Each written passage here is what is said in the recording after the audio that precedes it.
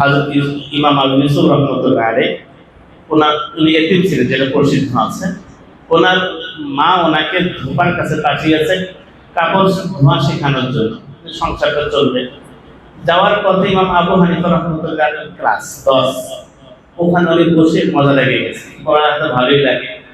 এখন আর ওই ধোপার কাছে কাপড় ধোয়া শিখতে যান না, বরং আবু হানিফা রাহমাতুল্লাহ আলাইহি ছাত্র হয়ে গেছে। একদিন ওনার মায়ের কাছে কেউ গিয়ে বলেছে, তোমার ছেলে তো আর ধোপার কাছে কাপড় ধোয়া শিখতে যায় না, সে তো এক মৌলবীর ক্লাসে বসে, দর্শে বসে। উনি তো খুব খেপে এসেছে আবু হানিফা রাহমাতুল্লাহ কাছে, এসে খুব নারাজ, আপনি আমার বাচ্চাটাকে পড়াচ্ছেন, এই কিন্তু কাজটা শিখাতে পাঠিয়েছিলাম, আমার সংসারটা চলতো, সে আপনার এখানে পড়ে খাবে কি?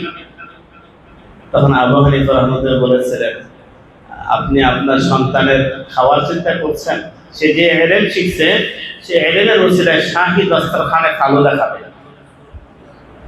ঠিক বাদশাহ হারুনুর রশিদ অথবা মামুনুর রশিদের জামানায় আবু ইউসুফ রাহমাতুল্লাহ আলাইহি প্রধান চিফ জাস্টিস হলেন, প্রধান বিচারপতি হলেন ইসলামী বিশ্বের।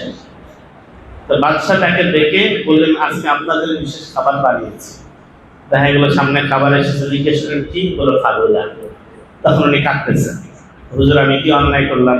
আপনি অন্যায় করেন না, আমার হুজুরের কথা মনে হয়েছে। আমার হুজুর আমার মাকে বলেছিলেন, সে এলেম শিখতেছে, এলেমের উসিলায় শাহী দস্তরখানে ফালুদা খাবে।